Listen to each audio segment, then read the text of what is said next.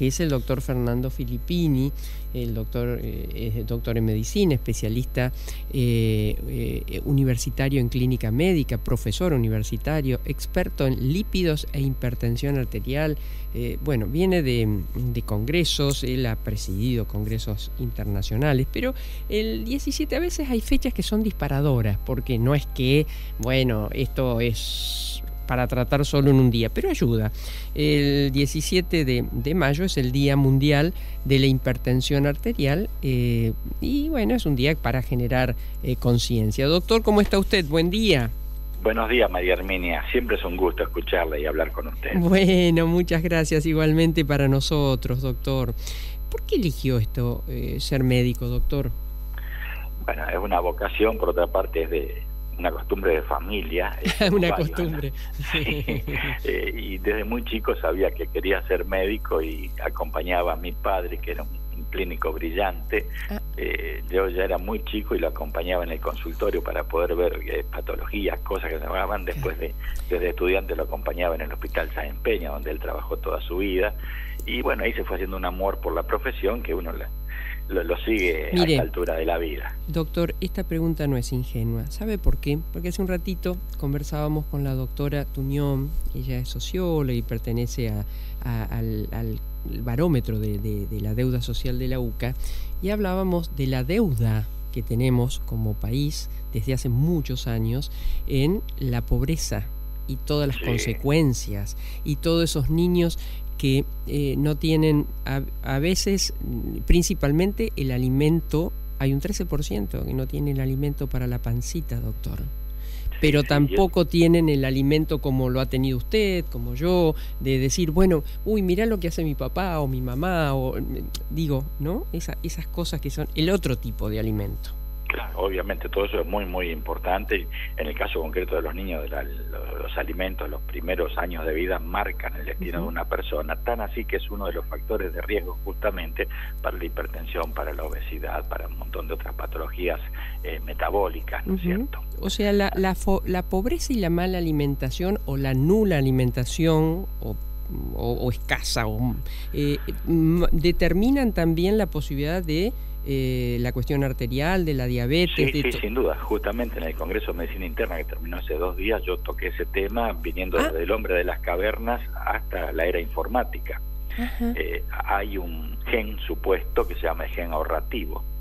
Cuando la mamá en el periodo de embarazo tiene algún tipo de sufrimiento, de desnutrición, o el chiquito al nacer tiene desnutrición o enfermedades periparto, desencadenaría un gen o activaría un gen que lleva a la ganancia posterior de peso, pero no de la obesidad del gordito, sino de la obesidad patológica intraabdominal, dentro del abdomen, que es la peligrosa, una grasa inflamada, y eso despierta una enorme cantidad de patologías: hipertensión, diabetes futura, aumento del colesterol y de los triglicéridos, del ácido úrico, en fin, un sinnúmero de cuestiones que son muy, muy importantes, y eso sería prevenible eventualmente también.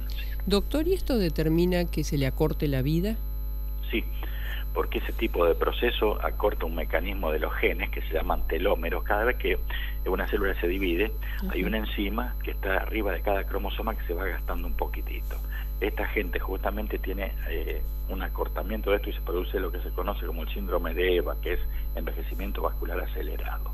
Esta gente, desde mucho antes que otro común, que el común de la gente, suele tener problemas vasculares, cardíacos, etcétera, con mucha mayor frecuencia. Afortunadamente para eso tenemos un tratamiento hoy. Medicamentos muy conocidos para el colesterol y para la hipertensión arterial logran modular en parte ese proceso. Doctor, ¿y esto está dentro, usted que conoce tanto la medicina privada como la pública, esto que usted me dice ahora, afortunadamente tenemos un tratamiento, ¿eso llega a las personas a través de los dispensarios, hospitales? Sí, son fármacos muy comunes, los fármacos que usamos para tratar el colesterol, las estatinas concretamente. La famosa rosuvastatina, doctor. Entre ellas, hay 5. Los otros son los medicamentos que usamos para la presión arterial. El viejo enalapril, el losartán, etcétera, tomados como corresponde, logran modular en parte ese proceso. Así que no es una cosa de costo, ni simplemente hay que hacerlo. Y ese es uno de los problemas con la hipertensión y con las dislipidemias, ¿no es cierto? En el Congreso de Hipertensión, por ejemplo, vino un médico cubano que está radicado en Estados Unidos hace muchos años y es el director de la Organización Panamericana de la Salud. Justamente en todo el mundo se viene fracasando estrepitosamente con el manejo de la hipertensión, también de las dislipidemias, porque de 100 personas al año y medio, hay un 18, un 15, un 17% de gente adecuadamente tratada y controlada, y el resto quedó en el camino. Entonces, la Organización Panamericana de la Salud ha diseñado un proyecto que en vez de ir hacia el especialista o hacia el super especialista, consiste justamente en ir hacia los centros periféricos, hacia los lugares de atención primaria, donde el médico se debe capacitar para manejar estas patologías, que no es tan complejo, y llegar, obviamente, con medicamentos efectivos a mucha gente. Y de ahí ha derivado un nuevo proyecto que ya está en vigencia. ¿De la píldora única? Exactamente, la polipíldora. La polipíldora. Sí, yo también estuve hablando sobre esto en uno de los congresos, porque esta iniciativa nació de un genio español, el doctor Valentín Fuster. Él es español, pero está radicado en Nueva York, y él vio que justamente había medicamentos muy efectivos y en una sola píldora uno puede poner 2 fármacos, uno para el colesterol, uno para la presión y una aspirineta. Con eso se disminuyen gastos, se disminuyen efectos colaterales, llega a mucha gente, son fármacos de mucho menor costo, ya los tenemos también en Argentina. Hay varias variantes, digamos, en cuanto a las cantidades de cada uno, de acuerdo a cada persona, pero ese es quizá uno de los principales obstáculos, el económico por un lado y la falta de adherencia de la gente por el otro, por tener que tomar varios medicamentos. Claro, empieza el tema del olvido, ¿no? De tomar uno a la noche, otro a la mañana, claro. Y te olvidás, porque son varios. Con eso se están logrando efectos y resultados muy interesantes, muy interesantes. Claro, pero qué interesante esto, doctor. Bueno, por lo visto, estos 2 congresos, ¿no? Uno que tuvo usted era un mes atrás, y este último que terminó ayer, han tratado temas muy importantes. Claro, en el de medicina interna, justamente que terminó el 18, colegas de Buenos Aires con los que participamos en una mesa están trabajando en una patología muy importante también, como es la hepatitis C. La hepatitis C hoy en día tiene tratamiento y tiene curación, cuando antes es una enfermedad muy solapada, muy silenciosa, pero cuando se la detecta, hoy en día hay un tratamiento que en un periodo de 2 meses a 3 meses erradica el virus del organismo. Con esto se evita una enorme cantidad de casos como la cirrosis, el cáncer de hígado y otras patologías afines, ¿no es cierto? Eso sí es más costoso, pero hay un sistema de prevención de la nación.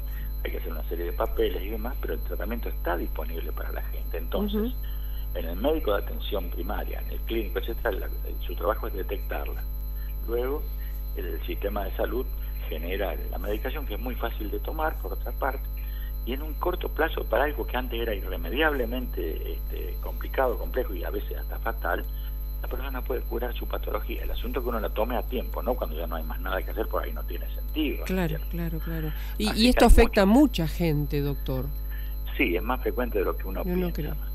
Lo que pasa es que es totalmente silente. La gente contrae la enfermedad en algún momento de su vida, en cualquier etapa de la vida, y 20, 30, 15 años más tarde empiezan las complicaciones, en forma de cirrosis, en forma de trastornos vasculares, en forma de otras enfermedades muy complejas. Y el común denominador es justamente el virus que persiste en el organismo. Entonces, hoy en día se puede erradicar perfectamente eso. Y es un gran avance. ¿Y el contagio de la hepatitis C vía...? La hepatitis C se transmite por 2 o 3 maneras, algunas conocidas y otras no conocidas, ¿no es cierto? Una es, al igual que la hepatitis B, que era la que conocíamos antes, esta se transmite por todo lo que lleve sangre, o sea, una inyección, una transfusión, una cirugía, también por contagio de vías sexuales, por vía sexual también, y hay un porcentaje parecido al HIV, ¿no? ¿Cómo, parecido al HIV. Parecido al HIV, exactamente. Es un virus, ¿no es cierto? Y en otros casos no se puede determinar cómo llegó al organismo de la persona, pero hoy en día hay un tratamiento que hace 10 años ni hubiéramos pensado, siempre se lo ha tratado hace mucho tiempo de erradicar, pero los tratamientos eran muy complejos en cuanto a los efectos colaterales que tenía, mucho abandono, con lo que hay ahora, y hay más de 8 o 10 fármacos anticuerpos que logran erradicar este virus, y entonces eso hace que una persona tenga realmente un futuro totalmente distinto en su salud, ¿no es cierto? Claro. Doctor, ¿y qué otra novedad que no le puedo preguntar porque no estuvo en el Congreso? O sea, ¿qué otra cosa usted quiere contarnos? Bueno, se habló mucho del manejo de la embarazada, del niño y del anciano en hipertensión. En el de medicina interna hemos tocado otros tópicos, por ejemplo, ver de qué manera se puede manejar aspectos para llegar a mucha más gente con mensajes simples. No solamente hablamos de medicina, sino también del modo de poder comunicar aspectos, ¿no es cierto? Y quizás una de las cosas más importantes, que ha avanzado mucho en diabetes. Ha aparecido una nueva familia de drogas hace 4 o 5 años que inicialmente eran para diabetes, y ahora con gran sorpresa descubrimos que es un tratamiento coadyuvante muy bueno para los pacientes con trastornos cardíacos y renales. Entonces todos los días se aprende algo, una cuestión, un medicamento, un fármaco que nació con un fin específico, bloqueando un punto determinado, bueno, tiene otra serie de funciones, entonces cada vez se está usando más para otro tipo de situaciones con muy buenos resultados. El otro elemento que está muy en onda en todos los congresos es lo que se conoce como telemedicina. Es decir, uno puede controlar a una persona sin moverse de su casa, de su escritorio, de su consultorio. Gente que esté distante, por ejemplo, tiene acceso hoy en día a este tipo de cuestiones, a hacer una consulta, pero no solamente a eso, también puede ser controlada y puede llegar a ser tratada. Por ejemplo, hay sistemas de detección de arritmias que le transmiten a un médico que está, por ejemplo, en Buenos Aires o en Rosario, una situación de emergencia, una arritmia insospechada o imprevista, y se toman las medidas del caso, se lanza una advertencia, llevar todo el sistema, todos los efectores. Eso ya existe, parece una medicina del futuro, pero eso ya existe. Así que hay muchas cosas de donde uno podría tratar. Y el otro gran factor son los factores de riesgo emergentes. Todas las otras situaciones que, bueno, uno se ve que el colesterol, la diabetes, la hipertensión y el tabaco eran nocivos y siguen siéndolo. Han aparecido una serie de otras situaciones que sería muy largo de contarlo aquí, que merecen que uno tome una serie de medidas para erradicarlas. Pero quizá el gran enemigo actualmente, el más peligroso y más tratable, sería la obesidad y el tabaco. Se han centrado mucho los esfuerzos ahí por la cantidad de mecanismos que generan y que disparan. Y también quedarse muy quieto, ¿no? No, de eso ni que hablar. El sedentarismo es un problema realmente. No por nada todo el mundo está ganando peso. Comemos mal, gastamos pocas las calorías y la energía, entonces las consecuencias están a la vista. Doctor, ¿tuvo oportunidad de leer lo relacionado a esta publicación de la OMS sobre los edulcorantes? Sí. Es un tema muy... Justamente recién estábamos charlándolo con un amigo. Tomando un café, me imagino. Sí, tomando un café justamente. Y estábamos hablando, mientras poníamos ambos edulcorantes, salía esta cuestión. Esto es un tema muy, muy viejo. Lo que pasa es que hay una serie de aportes nuevos. Los viejos edulcorantes hace mucho tiempo tenían sustancias que sí eran nocivas, pero en grandes dosis. Había que tomar, por ejemplo, 500 comprimidos por día para que sea cancerígeno. Nadie toma 500, claro. Ahora se ha empezado a ver que hay efectos indeseables, pues son sustancias químicas en muchos casos que pueden desencadenar algún tipo de mecanismo. Lo que sí se sabe sin lugar a dudas que no es la solución para prevenir la obesidad. Me parece que eso es a lo que apunta la OMS, ¿no? Claro, porque el problema viene en que el cerebro del ser humano recibe el informe dulce, sea por azúcar o sea por un edulcorante determinado, y a partir de ahí libera una serie de sustancias químicas, la leptina, la adiponectina, la resistina, etcétera, tal como si no hubiera tomado azúcar. Entonces estamos tomando una sustancia artificial para algo que no debería suceder. Sí, es un tema que está muy en controversia, también se tocó en los congresos, y hay gente que piensa que no es tan así, pero sí todo el mundo sabe que nuestra región cerebral, donde se captan los sabores y demás, recibe un mensaje y da respuesta al mismo, ¿no es cierto? Doctor, lo último, hago como los ingleses, vuelvo casi a lo primero. La polipíldora, ¿ya está? ¿Es de fácil acceso? ¿Ustedes ya la pueden recetar en consultorio? Sí, ya viene aquí. Hay 2 o 3 marcas comerciales en la Argentina con distintas concentraciones del medicamento, tanto para la presión arterial como para el colesterol. La vieja aspirineta, sin duda, sigue siendo la misma, 100 miligramos, lo que sería una aspirina infantil. pero todo eso tiene mayor utilidad, sobre todo en la gente que ya ha tenido problemas cardiovasculares. Claro. La aspirina en prevención primaria, o sea, el que todavía no tuvo ni un infarto, ni un accidente cerebral, ni nada de eso, es discutible su eficacia, pero nadie la discute cuando ya hubo un problema y tiene indicación absoluta. Doctor, volviendo al tema del colesterol, hay personas que, digamos, tienen una actividad física importante, no, digamos, no son obesas, pero el colesterol, el nivel, digamos, del colesterol normal está por arriba. Es decir, ¿puede ocurrir eso? ¿Hay alguna otras causas aparte de la alimentación? Sí. No, en la parte del colesterol esencialmente el problema es genético. Nacemos con la capacidad de fabricar una determinada cantidad de colesterol y de destruir la misma luego que cumple sus funciones metabólicas. La dieta influye relativamente poco, si se podría decir así, en el colesterol, no así en los triglicéridos. En lo que hace al colesterol hay que tomar otro tipo de medidas.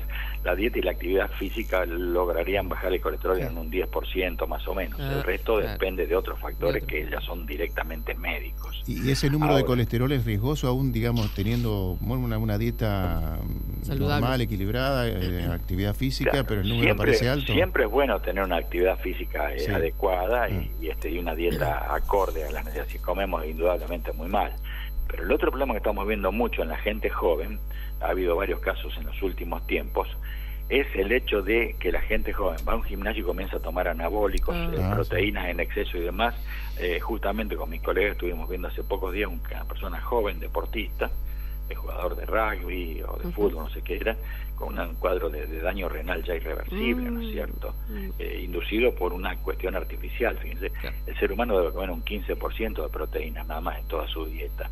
Si uno pone 45%, vive comiendo otro tipo de cosas o haciendo dietas extrañas y demás, las consecuencias surgen.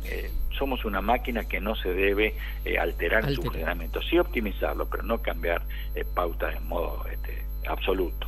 Doctor, un placer. Muchas gracias. Gracias a usted, María Herminia. Cariño para usted y su familia. Gracias, un abrazo muy grande. Gracias. El doctor Fernando Filippini.